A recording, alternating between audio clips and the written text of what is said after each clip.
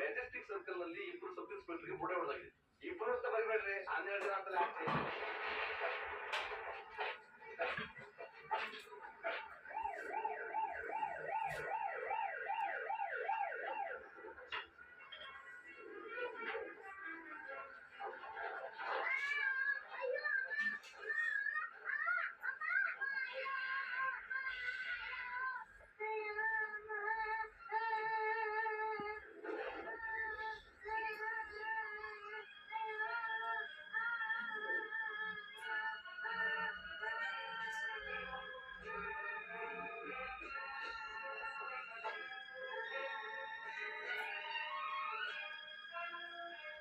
Mister Sandeep, ಪರಿಸ್ಥಿತಿ ಎಲ್ಲ ಕಡೆ ಕಂಟ್ರೋಲಿಗೆ ಬಂದಿದೆ.